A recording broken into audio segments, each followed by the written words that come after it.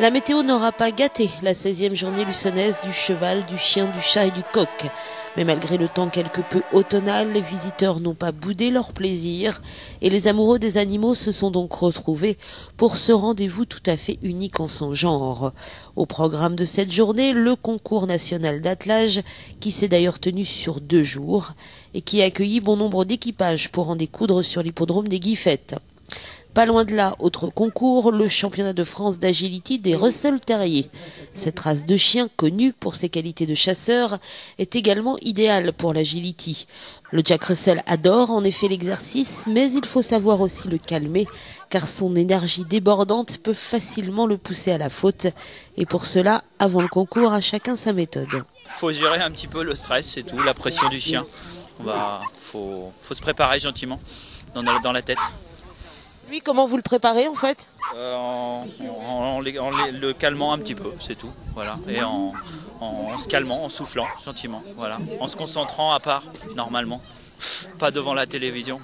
Les concurrents devaient donc réussir un parcours sans faute et le plus vite possible.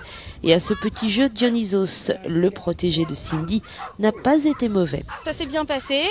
J'ai un chien à l'écoute, même s'il y a beaucoup de bruit, beaucoup de monde. Et puis c'est formateur, c'est bien, ça les habitue à plein de circonstances, à plein de conditions différentes. Donc c'est pas mal, franchement. Il y a des difficultés particulières là, dans ce parcours ? Le parcours en lui-même n'est pas très difficile. Faut plus faire attention avec nos chiens, ils sont petits, ils arrivent à se faufiler sous les barrières pour sortir. Et comme il y a plein de chiens autour, c'est plus ça la difficulté aujourd'hui. Le 4e C de la JL4C concerne les coqs et une fois encore, les différentes associations ont présenté de très beaux animaux et notamment des races anciennes, toujours très prisées des amateurs et des curieux. Pas loin de là, les oiseaux exotiques, eux aussi, se font admirer, même si certains les croqueraient bien.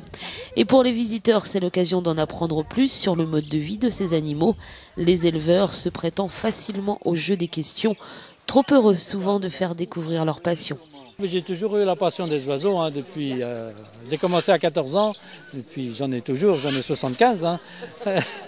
Je les élève à la main comme ça pour faire des oiseaux de compagnie, c'est beaucoup mieux. Ils sont plus sympas.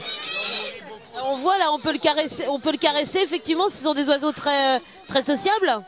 Les sociables, tout le monde peut le caresser. Puis on peut le prendre à la main, pareil, mais ça griffe un peu. C'est des oiseaux difficiles à élever ou pas ? Pas du tout, c'est pas tellement fragile de toute façon. Moi, ils sont dehors, en plein air. Très loin des oiseaux, les chats, ces boules de poils au pédigré impeccable ont aussi leurs admirateurs. Et là encore, les éleveurs ne tarissent pas d'éloges sur leurs animaux. Rencontre par exemple avec Anaïs de la chatterie de la déesse Sélénée à Melle qui nous présente ses ragdolls. Donc c'est une race de ragdoll qui veut dire poupée de chiffon. Donc c'est des chats qui sont très peu de colle, très affectueux et qui sont assez expressifs quand même. Donc c'est une race qui est américaine. Donc là vous avez une femelle adulte et puis un petit mâle de 3 mois. Donc c'est des chats qui font entre 4 et 10 kilos à l'âge adulte. Voilà, donc c'est quand même des gros chats avec un entretien du pelage régulier. On peut les brosser environ 1 fois par semaine. Encore une fois, donc une très belle fête et la pluie n'aura pas réussi à gâcher le plaisir de tous ces amoureux des chevaux, des chiens, des chats et autres coqs. Et coup de chapeau au passage à tous les bénévoles qui, et c'est une habitude, ont assuré.